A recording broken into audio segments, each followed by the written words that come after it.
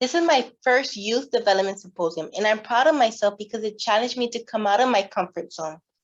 The first session speaker encouraged us to go solo and venture out to meet other individuals that also work with you and realize we're all just one team playing a big role in our youth participants' future.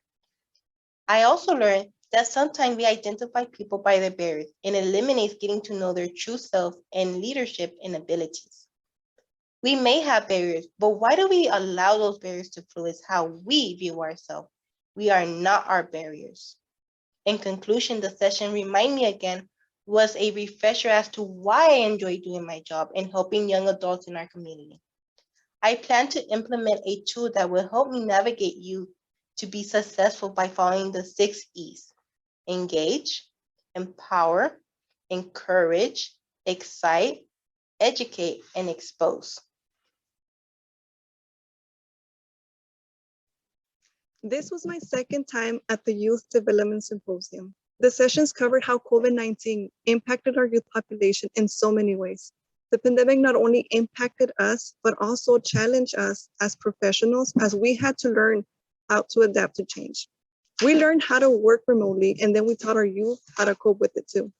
My biggest takeaway from the conference are the 6 stages of change, which are pre-contemplation, contemplation, preparation, action, maintenance, and relapse.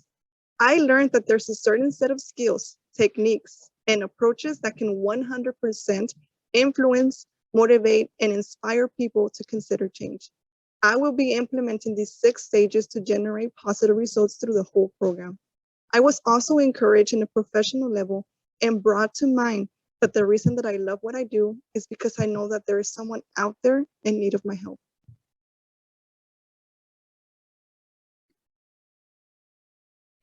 Our trip to Chicago was an overall success and great experience. I really enjoyed meeting our set Chicago and Detroit family. We toured the Chicago Center, introduced ourselves to the other areas, and shared best practices for serving youth. What stood out the most about their center is all the artwork and space to share stories of the participants' successes and accomplishments. At the Youth Symposium, we divided and conquered to cover 3 different topics. Alexis learned about overcoming barriers, Karen about outreach and engagement, and I learned about performance, dealing with trauma, and the importance of self-care. In one session, I learned the power of adding the word yet to the end of a sentence. Saying we haven't done something yet gives us and our youth hope, a challenge, or something to look forward to.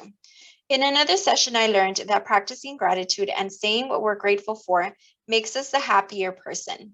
The next Youth Symposium is scheduled for November 2022 in North Carolina. So in practicing doing what stood out to me the most, I'm going to say, I haven't been to North Carolina yet.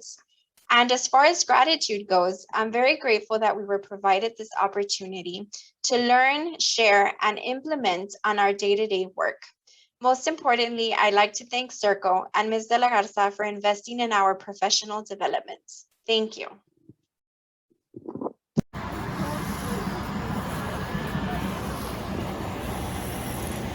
And that's a wrap.